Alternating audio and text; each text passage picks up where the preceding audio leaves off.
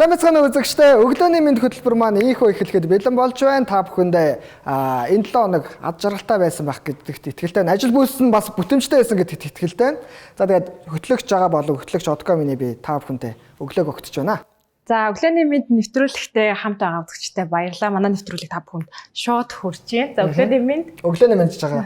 За тэгээ нааша ирэх гэж ер нь тэгээд 7 хоногийн эхний хэдэн өдрөл энэ юм да гэж. Жохон бөглөрлөлтэй бусдаар. Богинжээс над тавтахтаа бас богинжнаа. Тий. Ямар өдрийг мэдчихэж байгаа. Өнөөдөр бол яах юм? хариу цээр тавигдсаных гэдэг. За тэр ч яах вэ? За гол юмдаа орё. Энэ 7 хоног жонгоо одоо хүний ирэх болон одоо янз янзын өдрийг л ярьлаа. Октын өдрийг л ярьлаа. Тэгээд сэдвийн үед бол яг хөө нэлээд өргөн цар хүрээтэй ч гэсэн жоохон шүмжлэмэр талууд байсан. Энийг яг хөө гэхдээ тухайн үед нь л яриа те.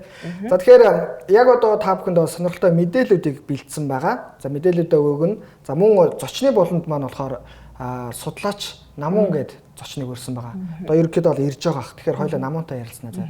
Манай ер нь зочны цагаар ерөнхийдөө нийгэмдээ зөв имийг үлгэр дуурайл болж байгаа, уриалж байгаа тийм бас залуусыгаа бас дэмжихийг хичээдэг байгаа. Энэ удаад бас тархины судалбар группийн админ бас нэг төсөл хэрэгжүүлж байгаа.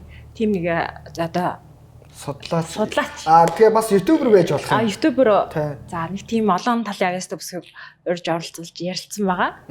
Өмнө нас нэг хүчний гэж хэлж болд юм болоо. Цагдаагийн байгууллага гэх үү? Хууль хүчний байгууллагад ажиллаж байсан. Тийм, хууль хүчний байгууллагад ажиллаж агаад коронавигоос өмнө ерөнхийдөө бол энэ төсөл рүүгээ ерөнхийдөө бол анхаарлаа хандуулад цагдаагаас гарсан байгаа. Тэгвэл октын өдрийн талаар бас нэг жоо яриа болж суулгах л хүний ирэх.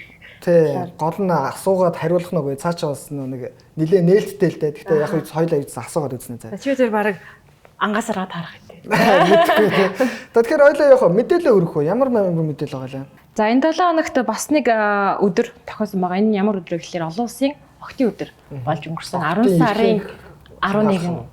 За октын өдөрт бол бас октын ирэх бол орчин. Тэгээ 10 сарын 11-нд бол тэмдэглэн өнгөрүүлж бас дуу хоолойгоо хүргэдэм байна. Олон улс үүнтэй зэрэгцүүлэн талбай дээр бас нэг бүжингийн суулт болсон ч анзаарсан. Харсан л та тэр чинь баг 1000 гаруй бүжин байсан хэд вэ? 330 бүжин. 330 юм. Тийм бол харагд. Тийм аягүй сонирхолтой. Энэ бүжинг нэг өөрх толгойлсон одоо аав 3 хүүхдээ аав 330 ойж тэр талбай дээр байрлуулсан байгаа. Мэдээж энэ хүргэх дуу хоолой мэдээж октын эрхийг хамгаалъя, одоо бэлгийн хүчирхийллийг зогсооё гэсэн уриатаагаар цандаалт. Энд анхаарлаа хандуулаач гэсэн баг тийм. Тэгээд мэдээж төрийн ордонд сууж байгаа хүмүүсийг бас анхаараач, олон нийтийг бас одоо энэ бэлгийн хүчирхийллийг бас зогсоохыг бас дэмжээч одоо хамтдаа бас тэмцэе гэсэн тийм даалт утгыг илэрхийлсэн болов уу гэж бодож байна. Одоо яас үзэгчдээс энэ яг зургийг олох хүргэе. Тэгээд цагдаа нар бүжингэн дээр зүхтахгүй юм бах та. Санал гэнэ гутал санал маалын барь зүхтаагаал гэдэг юм л шүү дээ. Энэ өдрөөр бас арайж чадахгүй юм шиг нэ.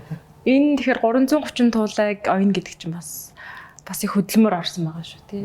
Энэ өдөрт зориулж гэхээр нэлээд сэтгэл гаргасан байна л да. Тий, өөрөө бас яг аав хүн болохоор. За дараагийн мэдээлэл маань. За бас октоодтай холбоотой мэдээллийг бас хүргэчихье. Одоо та бүхэндээ нэг видео бас хүргэнэ. За энэ видео явж байгаа хооронд би бас үзэгчдэд нэг сонирхолтой мэдээллийг хүргэчихье. Энэ Их Британд 18-аас доош насны өсвөр насны охтод гоо сайхны мэс засал хийхийг хориглосон байгаа. Хуулиар бүр хориглосон шүү. Хуулиар хориглосон. Тий.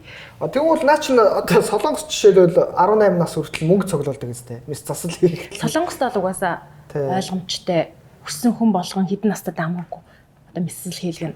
За. Тий. За энэ мис засал одоо яг ямар мисэлд орж байгаа гэхэлэр одоо хөөх соруулах, галбиржуулах за тэгээд хамар өндөрлөх, хөөх хийлгэх бүхий л төрлийн мисэл орж байгаа. За тэгээд мөн гоо сайхны мисэлтэй холбоотой зар сурталчилгаа, видео тоглоом зэрэг одоо өсвөр насны октыг одоо гадаад төрхөө өөрчлөхийг нөлөөлж байна гэж үзэж бас энэ дээр бас хориг тавьж байгаа юм. Тийм мэдгдсэн байгаа. Их Британий засгийн газраас. За өөр. За тэгээд одоо энэ Их Британд болохоор энэ мисэл хийлгүүлээд бас нэг тодорхой хэмжээний хүмүүс бас амь наснаас эрсдэжсэн бас тохиолдлоос гарсан юм байна л да. Тэгээд бас Их Британтай адилхан Тайван улс 2014 онд 18-аас доош насны хүүхдэд эрүүл мэндийн шалтгаантай бус гоо сайхны мисэлд орохыг бас хориглосон юм байна Тайван улс. Тий. За тэгээд энэ одоо хүүхдүүдэд 18-аас доош насны хүүхдүүд 500,000 мэсгэл хийлгэсэн эмч нарт 500,000 хүртэлх $50 торгож ажиллах эрхийг 1 жилээр хасах хүртэл юм торгон шийтгэл болгох нөтүүлж ирсэн юм байна.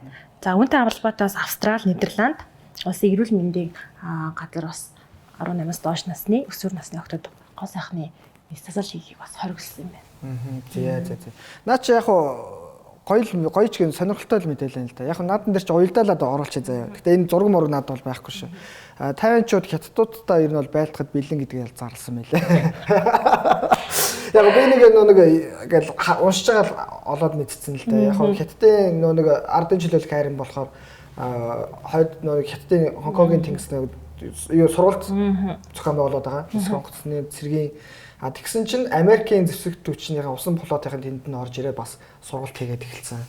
За энэс шалтгаалаад ерөнхийдөө бол яаж ч магадгүй гэсэн ба. Тэгсэн чинь өөрөө 50-ны гадаад хэргийн сайд нь тийм мэдээлэл хийсэн юм байлээ шүү. За яг та бүхэн бас ороод уншаа. Зөвхөн миний өгсөн мэдээлэл шалтгаалтай ороод ирлээ. Чи ерөнхийдөө гоо сайхны мэсэслийг хэрэг таашаадаг вэ? Одоо жишээлбэл одоо над шиг юм осгоо шүдмөдтэй ч юм уу тийм юм бол хийлгсэн дээр л гэдэг. Шүд чинь мэсэсэл гоо сайхны мэсэсэл орохгүй мó. Тий, наа чин одоо 90 амны гажигл гэж юм байна шүү. Тэгээд давхраагүй хүмүүс тэгэл одоо зурулсан зүсүүлсэн дээр л үүтэй. Гэхдээ яг үндэ бол миний мэдгүй энэ яг цаг үеийн л өөрчлөлт баг. Давхраатай тухайн үед үзэн ядагдах юмсэн ч юм уу тий. Одоо ингээд янз янз л ахгүй юу. Одоо энэ хуулийн зөвөр 18-аас доош насны өсвөр насны охтуудыг л бас хитрхи одоо яг одоо өөрийн төрлөх гоо сайханда хитрхи эрт хүрээд байна. Бас муу урд дагавраас нь үлжүүлж байгааг л бас хориглосон баг. 18-аас дээш нь болвол тэр хүн одоо юу хаана юу илэгнэ бол тэр хүний л болчихлоо. Тий. Одоо мэсэсэл бол миний хувьд болохоор мэсэсэл бол хитрхи их бол дэмий юм шиг санагдав. Эмэгтэй хүн болж төрсөн яг уу хийлгэх ёстой. Хийлгэх ёстой шиг одоо үнэхээр өөрийнхөө төрлөх гоо сайханд жоохон сэтгэл дундуур байна штэ. Гэхдээ миний яг өөртөө сэтгэл дундуур байгаа тохиолдолд бол ганц нэг удаа тийм мэсэлтийг ороход бол тийм буруу байхгүй. Харин донтоод за одоо урууландаа хитрхи их филлер шахуулах, том хөөх хийлгүүлэх, за хамрандаа 2 3 дахин орж чонтгор болгох. За тэгэл ирүү яснаасаа авах гэл ер нь маш олон яг өөлөд яривал зөндөл сэдв байна. Тий зөндөө тийм болохоор маш олон мэсэлийг нэг дор хийлгэх бас их буруу. Тэр хүний бас гоо сайхныг бол эвдэж байгаа л да. Яг наад дээр чи юм хэлмээр нь шүү дээ. Яг өөрийнх нь гоо сайхан байгаа шүү дээ. Тэрийг нь гоё өнгөлж өгч ивэл яг болно. Тэрнээс нэг ийм яг ийм байж иж тэгэл гоо сайхнаа ингээл лаг болгоно гэхээр. Нэг хэвэн цутгацсан шиг одоо яг болоод байгаа байхгүй. Хитрхи их мэсэлд орсон хүнийг үдэс нь яг тэгцэлж харж чаддгүй юм лээ. Гадаадчаа захирлаа чи ихнэр их юм бэлээ. Тэр чинь анх Монголд Анжелина Жолиа уруулыг оруулж ирчихсэн шүү дээ. Нэр юм уу? Өөрийнхөө төрлөг урал биш морин урал биш юм уу? Тэгээ тийм гоё уралтай гэвэл гараад ирсэн шүү. Тэгэхээр чи яаж өөрийнх нь авах вэ? За юу яа? Зочин маань ирсэн байна гэж байна. Хоёлаа зочинтойгоо уулзчаад ирээд уулзсан. За зочинтойгоо уулзахаас өмнө би бас дахиад огттой холбоотой нэг мэдээллийг бас хүргэж. За. Тийм. Ариун цэврийн хэрэглэл гэдэг шүү дээ эмэгтэйчүүд бид нар байнга хэрэглээ. За. Аал үс ялгаа. Аль нь. За энэ ариун цэврийн хэрэглээг зохисгүй хэрэглэснээс болоод өдөрт 56 охин нас орд юм байна. Монголд биш үстэй. Монголд биш дэлхийд. Ойлгаач. Тэгэхээр бас би өнөөдөр нөгөө нэгэн тал охтын эрхийг ярьсан, охтын өдрийг ярьж учраас охид бүсгүүчүүдтэй бас зөв зохистой хэрэглээрээ ерөнхийдөө зөв хэрэглээрээ л гэж хэлэх гээд байна л да. Тэрийг одоо буруу хэрэглэнэ гэж байх юм. Яагаад тэгэхээр 5 одоо өдөрт хамгийн ихдээ 5 цаг тутамд сольж явах хэрэгтэй юм байна. За. Одоо хэрвээ үүнээс удаан хугацаар хэрэглэл одоо эмэгтэй хүнд мөөгөн зэрэг үүсгээд умаан үзүүний хор тавдар үүсгэх юм байна л да. Тэгээд би наадан дээр чи асууч л та. Шүн хэрэгэлдэг нөгөө юунууд байдаг шүү дээ. Памперснууд. Памперс нэ. Өдөр тутам ч юм уу. Тэгэхээр ойр солих хэрэгтэй. Тэгэхээр шүн сэрээд солих хэрэгтэй юу? Солих хэрэгтэй. За. За химийн бодис ашиглаж ол хийдэг. Шингэнийг ерөөхдөө гел болгон хувиргадаг ультра гэж төрлөд юм байна. Энэ болохоор одоо химийн бодис агуулсан хэлбэр нь. Ариун цэвэр одоо биендээ хэрэгтэй төрөл нь болохоор коттон гэж төрлөд юм байна л да. Хөвн давгаар хийдэг. За. Одоо ерэн зүгээр л байгалийн гаралтай л гэж хэлж ойлгож болох уу? Тэгээд одоо манай охид бүсгүйчүүд маань ариун цэврэглээ сонгохдоо дээр нь cotton гэдэг буюу хөм дав гэсэн бичгтэйг л сонгорол гэж хэлгээд байна л да. За би ч гэсэн бас мэдээд авчаа. Ягаад гэх юм бол ирээдүйд бас одоо охины аав уусаа том манай охин том болно шүү дээ. Тэгэхээр чинь бас мэдээлэл авъя. Тэгэхээр сая жагагийн хэлснээр та бүхэн бас саний мэдээлэлээс бас хэрэгтэй зүйл авсан бах. Гэхдээ жоо харамсмаар байна те 56 охин өдөр болгон зүгээр буруу хэрэглэнээсээ болоод ингээд нас орж ийн гэхээр. За тэгэхээр зочин маань ирсэн байгаа. Хэдүүлээ хэсэгхэн хормын дараа реклам ч юм уу шторкийн дараа эргээд уулзцгаая.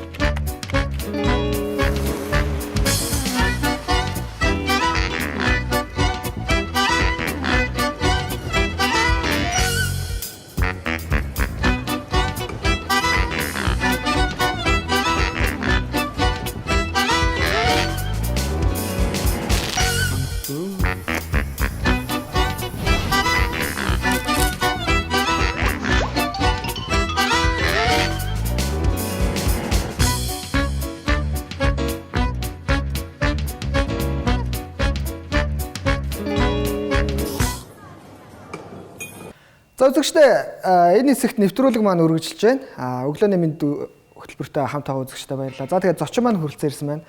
За намууна ингээ шууд нэрийг хэлчих болж байна үгүй. Тэгэхээр юу вэ? Үзэгчдээ өөрийгөө танилцуулъя. Тэгээд гол ярих байгаа сэдв рүү болохоор хэдүүлээ жоо мэйчод орё те.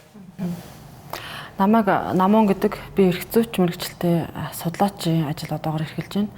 За энэ өглөөний нэвтрүүлэгт урьж байгаа үндсэн шалтгааныг тархины судалбар группийн админ пэйж админ гэдэг нөхцлөөр өрсөн байгаа хэ. Тэгэхээр одоо өөрийгөө танилцуулахад тархины судалбар групп болон пэйж YouTube сувгийн админ судлаач Намуун байна. Та бүхэнд өглөөний мэнд хүргэе. За ингээд тархины судалбар гэдэг юу болж байгаа? Одоо нэг тэтгэлэгт гэх юм уу те болж байгаа. Энийг нэг жоохон ойлгомжтойгоор тайлбарлаад өгвөл бас тэгээд энэ тэтгэлэг маань яг ямар хүмүүст зориулагдчихж байгаа вэ? Оюутан залуусаас гадна яг ямар сегментийн хүмүүст зориулагдж байна те? За ер нь манай тархины судалбар групп маань анх үүсгэн байгуулагдаад ямар зорилготой үүсгэн байгуулагдсан бэ гэхээр нийгэмд эерэг нөлөөлөл, эерэг хандлагыг чиглүүлэх зорилготой оюутан залуус одоо залуу үеийг одоо айгаа өргөн гүн агаалга бодож орж ирсэн л дээ тий. Бүх нийтийн боловсрол, эрхцэн боловсрол, нийгмийн эрүүл мэнд гэх мэт олон зүйлийг хамруулдаг л да. Үүнтэй холбоотойгоор подкаст болон видео ярилцлага төрөл бүрийн контентууд гэх мэтэн зүйлүүдийг хийгээд тухайн контент, видео ярилцлага бүх тийм зүйлүүдэд ямар мэргэжил төрлийн хүмүүс оролцдог вэ гэхээр одоо тухайн мэргэжлэр мэрэгсэн ажилдаа эзэн болж байгаа сэтгүүлч байлаа гэхэд зураглаач байлаа гэхэд яг энэ зураглаач гэдэг хүн юу идэм бэ те энэ одоо энэ ажил албан тушаалыг мэргэжлийг эзэмшээд бид нар нийгэмд ямар байр суурь эзлээд ямар одоо нийгмийн оролцоо болоод явдсан бэ гэдэг үүднээс харуулах үүднээс анх энэ контент төсөл маань хэрэгжижсэн. Яагаад энэ төсөлд хэрэгжих болсон бэ гэвэл бидний хамгийн толгомцоо асуудал бол ажилгүйд л. Яагаад ажилгүйд л байдаг вэ гэхээр юугаа мэргэжлээ буруу сонгосонтой маш олон тийм алдаа дутагдал үүсдэг байхгүй. За тэгвэл яагаад мэргэжлээ буруу сонгодог вэ гэхээр ихэнх хувь нь эцэг эхийн буруу нөлөө байдаг байхгүй. Тэгэхээр эцэг эхийн буруу нөлөө байдаг нэгдүгээрт хоёрдугаарт залуучууд хүүхдүүд одоо нөгөө өсвөр насныхаа маань мэдээлэл дутуу байдаг зарим нэг хаалттай байдлаас одоо янз бүрийн шалтгаанаас мэдээлэл хүлээж авч чаддгүй учраас ахалхангтай нөгөө аль үшээ өөрийн байр суурь олцсон байх хэвээр хүүхдүүд чинь нөгөө мэргэжлээ сонгож чадаагүй арай гэж сонгох гээд нэг юмрээ дээж авдаа очсон чинь нээж аавна за хайтаа мэдхгүй наадах ч одоо юу ч юм дээ гэх тийм хандлага үүсчихсэн. Тэнгүүд нь бид нар ерөөсөө мэргэжилтэй өдрөд мэргэжлийн онцлогийг бид нар ярилцах хэрэгтэй байна гэдэг энэ төсөл маань эхэлжсэн баггүй юу? За тэгээд энэ төсөл маань үргэлжилж яваад үргэлжлээд яг ингээд яг одоо нэг хөгжөөд байж л улс эх оронд маань коронавирусын цар тахал гараад би өөрөө болон одоо миний хамтарч энэ төслийг хэрэгжүүлдэг албаагч нар бүгд тухайн төрийн тусгай албаагч цагдаагийн албаагч нар байсан баггүй юу? Тэнгүүд нөгөө нэг бид нар эргүүл тойрол гэх мэтсэн зүйлд гараад ирэхлээр төсөл маань нэг жоохон цалгартахаас ч аргагүй байдалд орсон. Хинч биднэртэй уулз ярилцлага хийх хүсгээ байсан тий. Угаасаа нэг хэсэг тийм айцтай байлаа шүү дээ. Нэгдүгээр хоёрдугаар бид нөр өөрөө ч очиж ярилцаад дээрэс нь ингээд видеогоо хийх монтаж хийх завгүй болчихсон, бичлэгээ хийх завгүй болсон байхгүй юу. За тэгээд бид нар ахаад одоо хөл хорой ингээ гайгүй сулрлаа. Хөл хорой дуусахтаа зэрэгцэд хүний эрхийн маш олон асуудлууд ингээд хөндөгдөж гарч ирлээ. Эдгээртэй холбоотойгоор бид нар ер нь нийгэмд юу хэрэгтэй байд юм бэ гэсэн чинь бид нар цар тахлын нөлөөгөөр хүн хоёрхан төрлөө өөрчлөлт гарсан гэнэ хүнд. Ерөөсөө хамгийн энгийн нэртэй энэ юу гэхээр нэг хэсэг нь маш их залхуу болсон байна. Нэг хэсэг нь маш бүтээлч болсон байна гэж. Нэг хэсэг нь маш залхуу болсон. Залхуу болсон хүмүүс яаж залхуурсан гэхэл мэдээ зүгээр залхуу болчихсон тий. Тэрийг заавал тайлбарлаад байгаа. Бүтээж болсон хүмүүс юу гэхэлэр ашгүй гэрте байгаа тайлбарлаад хувь хүний хөгжилтөө анхаарсан байна. Маш олон зүйлээ эрэг юутай болсон байна тий. Өөрөө нөгөө нэг ажлын өдөржингөө ажил хийдэг хүмүүс чинь орчин тойрноос одоо интернет орчноос ч гэдэм үү телевизээс авдаггүй мэдээлэл авч ихэлсэн байна. Үүнийг судлаад үр хөвгтдээ гэр бүлдээ эрэг сэтгэлгээ, эрэг хандлага, эрэг чиг хандлагыг төлөвшүүлж ихэлсэн байна. Маш олон одоо тийм шинэ бүтээлүүд төрсэн байна. Тийм маш их тийм юм болсон байна. Тэгээ бид нар энэ 8 дугаар сард номын тэмдэглэлийн уралдаанд зарласан л да. Яг нь миний пэйж групп маань аяга зөвхөн 5,000 гэсэн гишүүдтэй байгаа л да. Гэхдээ ягаад ч юм бэ маш олон хүн төрчихсөн байдаг. Номын тэмдэглэлийн уралдаан маань $99 шагналтай зарлагдсан байхгүй анзаарч харсан бол батгүй $99 шагналын сантаа ахаад хэрэг хууль шүүхийн мэргэжлэр ажилладаг бол ахаад тусгай шагналтай хэмжил. Яагаад $99 шагнал олгох болсон бэ гэсэн чинь Америкийн нэгдсэн улсад ажиллаж амьдардаг 10 жилийн маань хоёр найз намна чи би ингээд сар тахлын үеэр бид нар ингээд маш олон зүйлийг ажиглаа гэр бүлийнхандаа ингээд ярилцлаа тий ингээд хараад тахлаар залуучууд айгүйхгүй ном уншиж эхэлж байгаа юм байна айгүйх ном уншдаг болсон юм байна ингээд энэ ном уншдаг залуучуудыг бид нар ингээд одоо дэмжмээр байна. Тэгээд бид гурав ингээд нэг хамт ажилладаг хүмүүс байгаа. Одоо бид хоёр ингээд манай хоёр найз байгаа шүү дээ. Ингээд хамт ажилладаг бид гурав нийлээ ингээд $33 нийлбэл $99 шагналын сан босгох чи. Миний найз ингээд уралдаанаа зарлаа. Бид нэр өгье гэдэгхгүй. Тэгээ би уралдааны зарлахад ямар ч байсан тохойд хүмүүс маш идэвхтэй оролцоод бидний төсөөлжсөнс илүү тийм баялаг тийм уралдаан болсон байхгүй юу? Тэнгүүд нөгөө ивент тэтгэгч нар маань илүү урамшаад цааш нь явуулах юм байна. Тэгвэл бид нар энэ хүний дотор 17 сургуулаа төгсчөөд олигтой дээд болох асуудал төсөвч амжаагүй тий. Шууд ингээл амьдралын ирэхээр ингээл Америк нэгдсэн улсад ирээд ажиллаж амьдарч байна. За бид нар бол өнөөдөр ингээд сайхан нийгэмд сайхан л амьдарч байна. Ингээ нэг харахад одоо учиргүй нөгөө нэг үе бодвол монголчууд хар ажил хийх нь бас багасдаг шүү дээ. Харьцангуй боломжийн үйлдвэрлэл үйлчлэгээ тий. Боломжийн ажил хийдэг болсон.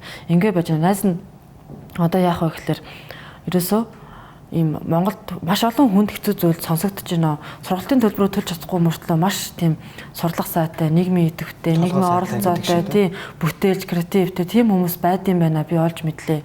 Тийм болохоор би тийм хүнд тусламаар байна. Яаж туслах вэ гэвэл чи туслах боломж гарцыг чи гаргаж өг. Чи тэтэ төрөнд нэг ихлүүлж гисэн юм юмтай чи одоо энийг ингэ төсөл болгоод дуусгаа. Тэгэд би хэдэн төгрөгийн төлбөр байх нь хамаагүй, ямар мэргэжлэг байх нь хамаагүй тий. Би энэ төлбөрийг төлнө. Тэгээд чи хамгийн гол нь 50 дахь шаардлага одоо ямар шаардлага тавьсан Монголын нөхцөлд ямар оюутнууд болох нь боломжтой байдیں۔ Тэр шаардлага тавих гэсэн үндсэн дээр ерөнхийдөө яг энэ төсөл маань эхэлсэн байгаа. Эхэлсэн гэсэн чинь маш их юм ярьсан. Тий, одоо яг нэг гол юм маань оршил маань ингээд юмроо дуусчих. Ингээд маш их юм ярих дуртай тий. Гоё л да. Гоё ер нь зөв зүйлийг ярьж байгаа бол ер нь бол тайлбарлаад ойлгох хэрэгтэй. Одоо ингээд үргэлжлүүлээд асууя л да. За тэгсэн чинь ингээд 2 дугаар үе шат маань эхэллээ. За ингээд номын тэмдэглэл бичсэн хүмүүс маань энэ дараачийн шатны одоо ажлуудыг эхлүүлсэн байна тий. За тэгээд юу байна л да. Оюутны тэтгэлэг гэдэг ойлгоч тий. Хэрэгцээ улсад тий. Үгүй. Монголын ихтэй сургууль сурж байгаа оюутнуудад тий. Санхүүжүүлж байгаа иргэн маань өөрөө Америкийн нэгдсэн ажиллаж амьдарч байгаа байхгүй тий. Тэгэхээр ямар одоо мэрэгжил байх нь хамаагүй байна тийм. Гол нь өөрийнхөө одоо үзэл бодол болон зорилгоо тодорхойлох хэрэгтэй юм байна. Зөв.